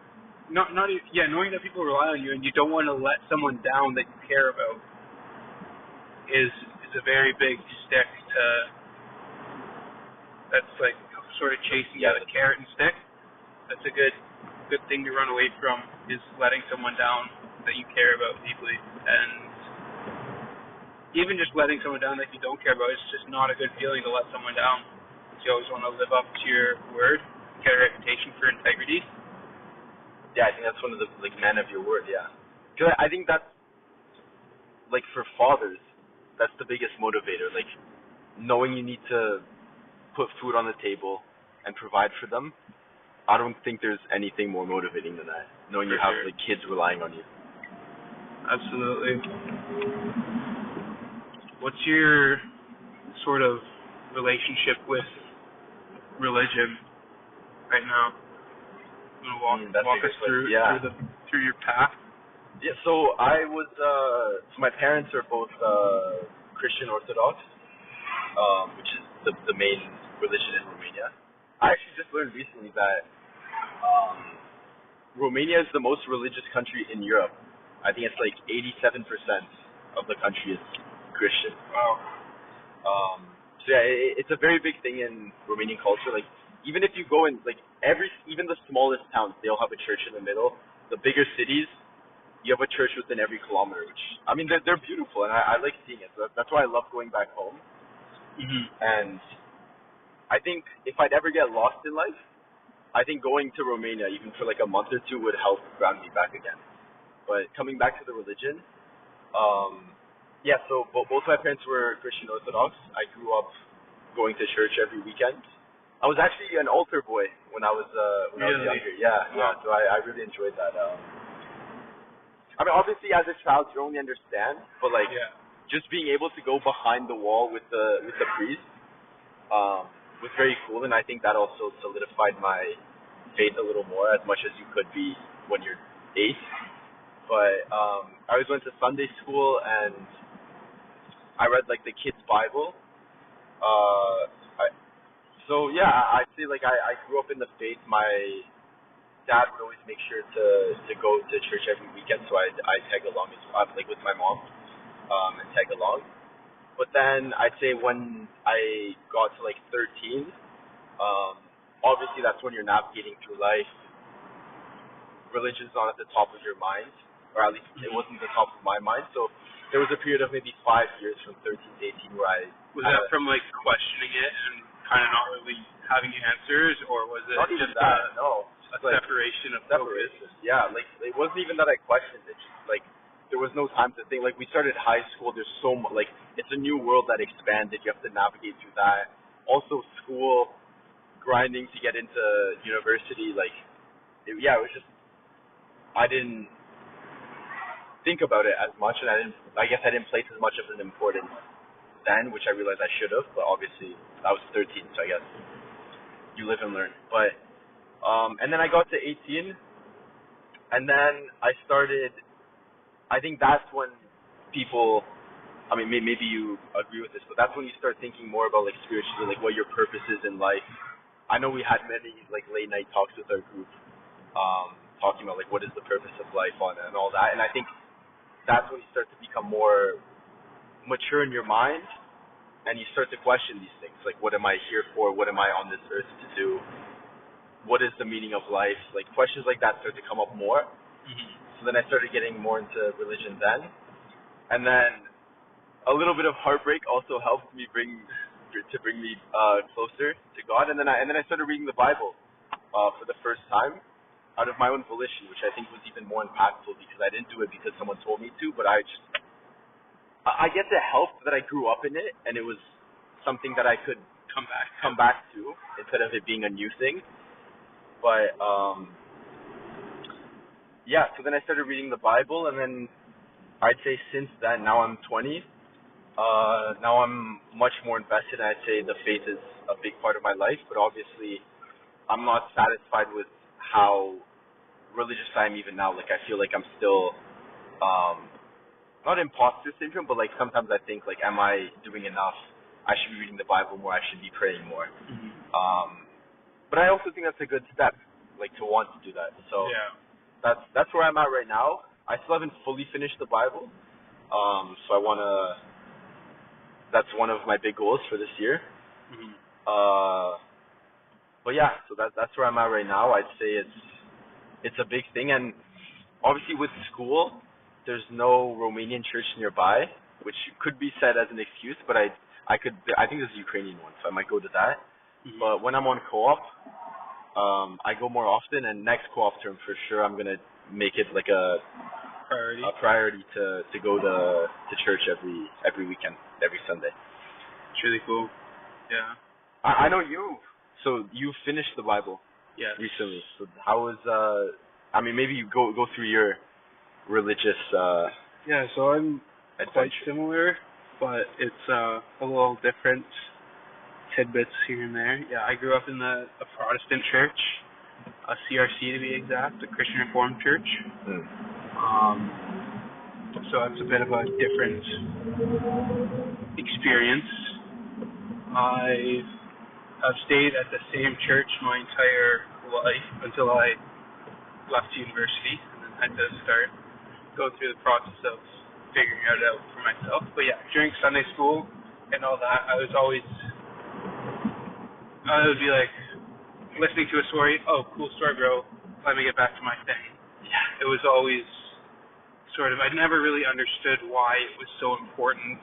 It was just kind of a part of my life that, oh, cool, there's a guy in the sky that's like looking out for me and shit. Oh, that's awesome.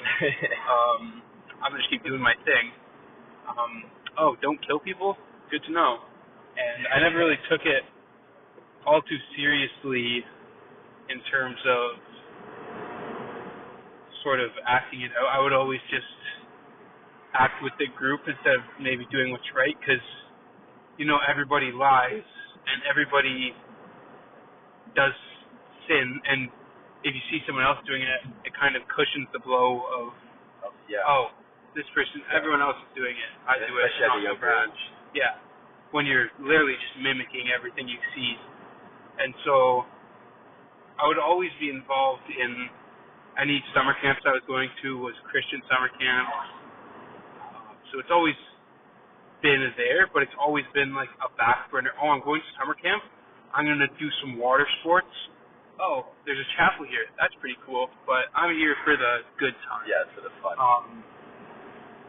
And it wasn't really until probably around the same time as you in that I would be looking for the meaning and purpose of my life. And I thought it was really high school. I was going to church. I was not reading the Bible, not really praying all that much.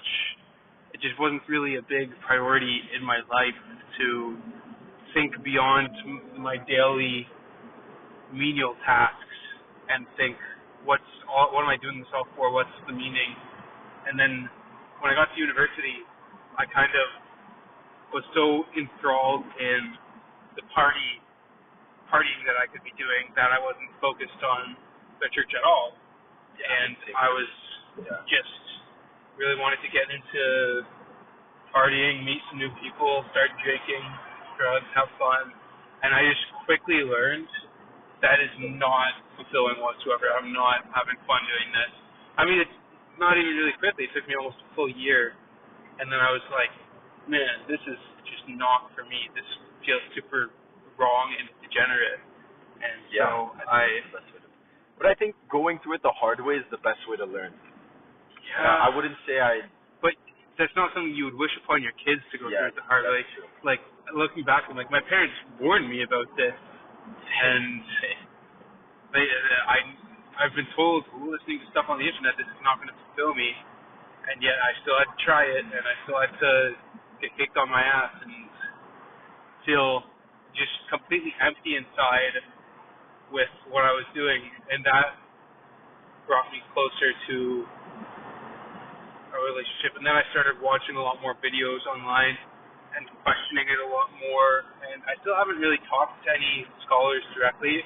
My pastor offered to come up with stuff, but listening to conversations, I've always been a doubter. I'm like, really? There's God? What does that even mean? There's someone that's pulling my strings, and he gives me free will, but it's also His will that's being done. So is it me or is it Him? And is it fate or is it all those like silly questions, like, if God is all powerful, can He make a rock so big that even He can't carry? Like, just stupid things like that, where it kind of put doubt in my mind, and then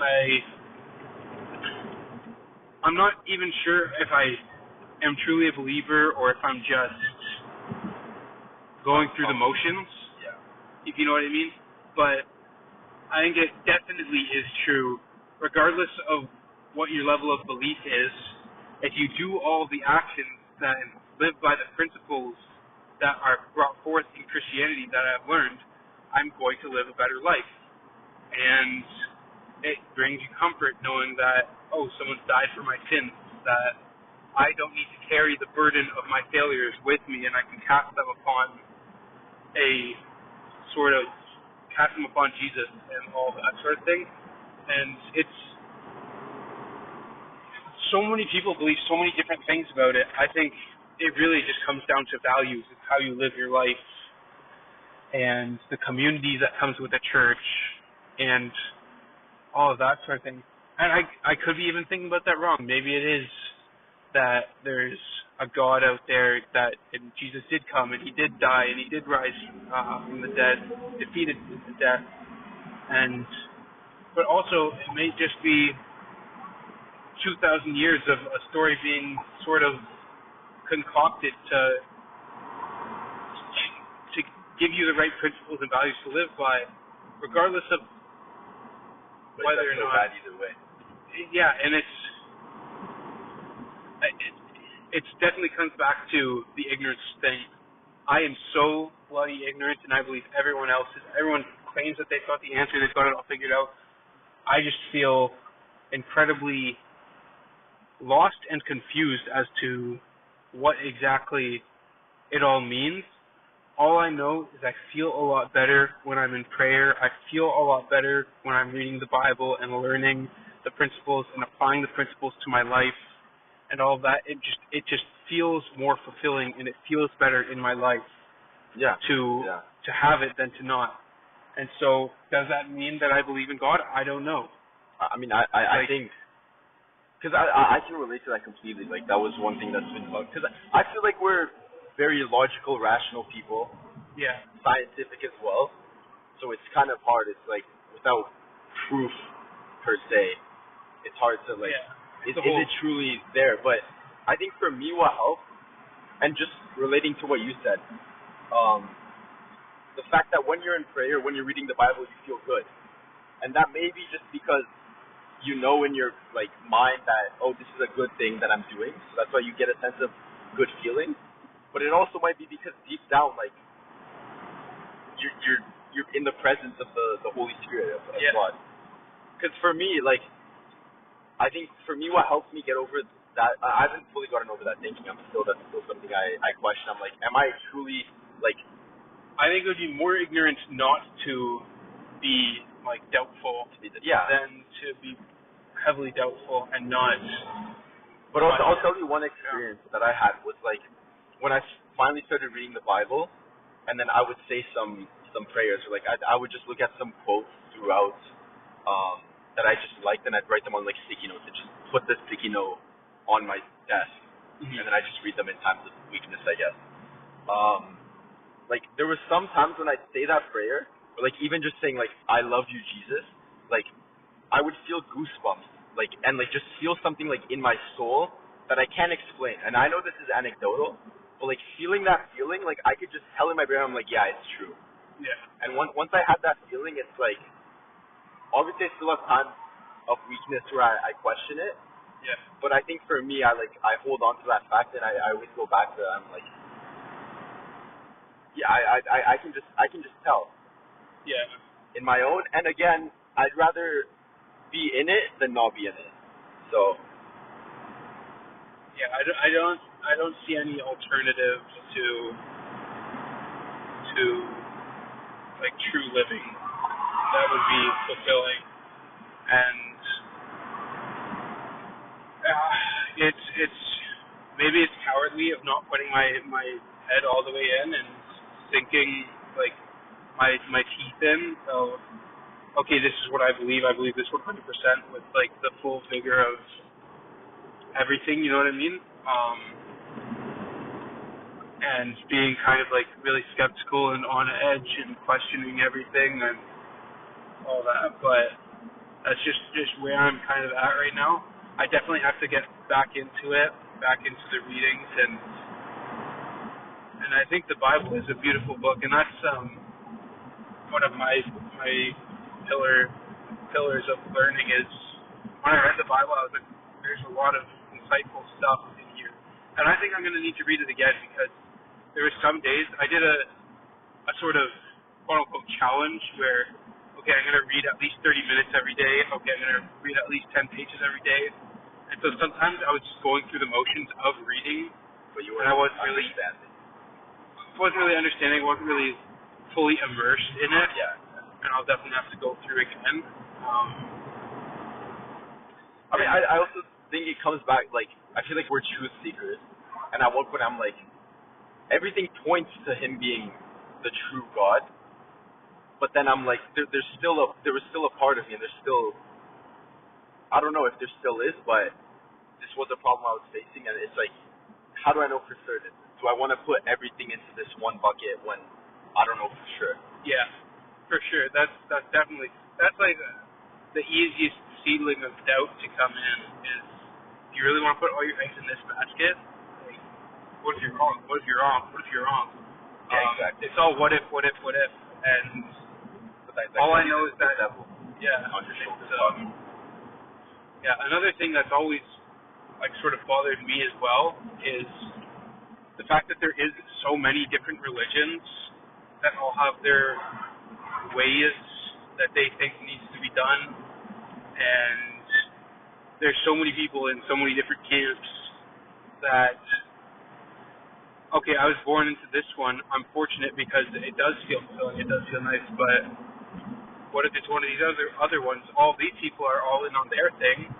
Like, it's it's just difficult to conceptualize that. I'm right, you're wrong. I know this, you don't know. Like, that's how I kind of feel. Like, that's how I feel a lot of religious conversations go. It's two sides being like, I'm right, not two sides seeking the truth. And it's always kind of bothered me like that.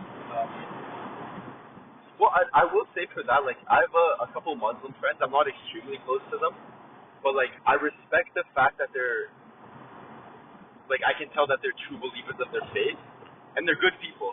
They act in good ways, and, like, being around them, they're generous, they still have good values. So, that also makes it harder, because it's like, there can be good people on the other side, per se. Exactly. And it's... But I mean, I think one thing in terms of like the proof is the fact that prophecy, like the Old Testament being written 400 years or whatever it was before the New Testament, before Jesus came, I think there's 300 links of prophecies being said then, all being fulfilled later on in the Bible, and those are like proved. Those writings were proved and dated to be before the actions that were prophesied that happened. Yeah, I think that's also one of the biggest proofs. Yeah, that may be right, but it also, I've always been, like, in my mind, it's just very skeptical. Well, yeah, like, as it is, and when I hear something like that, I'm like, okay, but who went through and figured all this out? Who did this? Who did that? And it's, like, my middle name's Thomas. I feel like Thomas is like the guy who needs to touch the wounds of Jesus to be, okay. Like when Jesus came back in the story and be like, touch my wounds, put your finger through my, like, and without seeing it yourself, it's just so difficult. But I think as long as you're living by the values, living by the principles, and like just trying to be the best person you can be, I don't think there's much more that you could sort of work for or ask for. Really, it's that's kind of where I'm at in my religious journey, and I feel like I've been at this point for a while, and I just need to talk to more people and sort of solidify where I'm at, why I believe what I believe. I feel like with a lot of this stuff, I don't even know why I believe what I believe, if that makes sense. Has this just been told to me once or twice? No, I'm just sticking to it. Did I actually read this in the Bible and all that sort of thing? Like, well, obviously we're bounded by our own intelligence and rationality, but I guess like with everything, even basic things we were taught since we were younger, if we just think about those concepts and then just think in your head, does this make sense? Yes? Okay, then I'll believe it. Yeah, but there's stuff that makes sense that could still be wrong, you know what I mean? Like, that's the whole idea of being wrong. Okay, I thought this, I now have this new knowledge, do I still think this? Like, does that make sense? Yeah. Well, I guess you have to get to a point of beyond reasonable doubt. So if there's parts of that concept that you question, then you seek other. I feel like, but yeah, this type of thing, it needs to have sort of, we're talking a lot of vague, like not really direct concepts. You know what I mean? Yeah. It's like Christianity as a whole, but I feel like there's some really good parts, some really bad parts of it. Like there's people who give Christians a bad name out there that claim to be Christian, that like a televangelist. Oh yeah. Like those millionaires that are preaching at the mega churches. And all that. But I mean, in my eyes, they're not true Christians.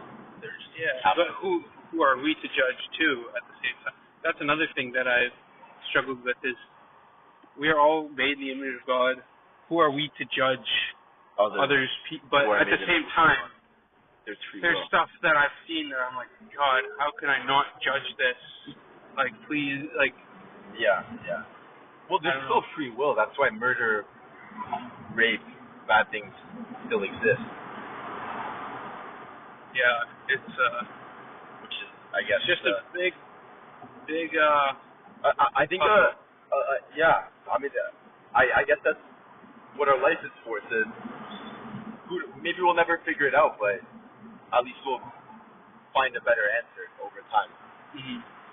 Because one thing I heard that I really liked the way they put it was like for heaven,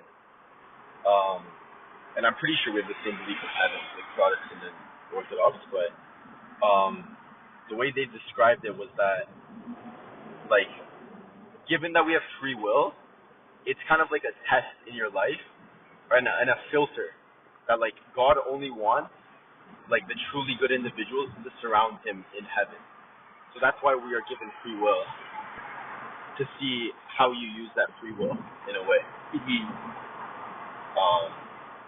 Because if you weren't given free will, then everyone would go to heaven because everyone would act exactly how God made you to act.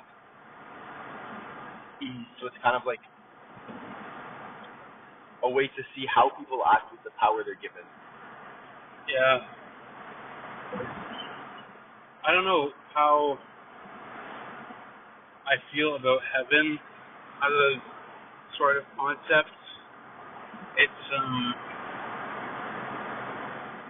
that's one of the biggest challenges for me to wrap my head around, is the idea of heaven, that we're just on this earth for the next life. That is kind of a discouraging sort of like what if this is it? What if, like, either way, would I not want to live my best life? But either way, and heaven is like the earliest thing that I can remember thinking about heaven is, oh, this is just a nice, easy way to make people feel better about that. Yeah, no, I've had similar thoughts as well. So that was my first thought, and maybe that's right, but also maybe there is a heaven out there where you are close to God, and that you are brought back to your ideal. And but suppose there isn't a heaven, then by still living like a Christian, I think you still live a more fulfilling life, and you spread more positivity and good around the people around you. So you still lived a better life. Yeah. Whether or not you go there or not. So. But I know a lot of Christians that would disagree with that sort of line of thinking. And really? Now there's infighting. Like, in what way? I'm curious. I think a lot of Christians would be so set in their ways that is sort of, there's a heaven. I know that my parents are in heaven, and they're looking down upon me, and they're waiting for me to, maybe that's just what people say, maybe they don't actually believe it, but the way that people talk that I hear is always like, there is a heaven, there is people in hell, there's people that believe that hell is a genuine fire pit, and there's people that believe hell is just a separation from God, and there's all these different beliefs in between. And the way I see it, I just don't understand what. That's the way I see it too, but I just don't understand why.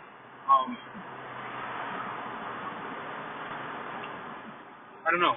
I don't understand why it matters so much. Either way, like, of course, it discourages you from being a psychopath and all of that. Well, yeah, I would say that that's one of the biggest complaints I hear from people, saying that Christianity is a religion based on fear. and I guess the fear of not going to heaven.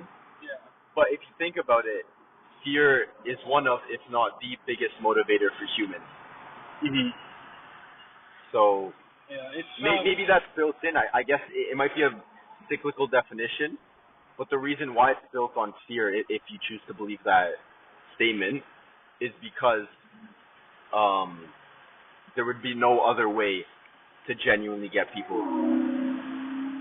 to believe.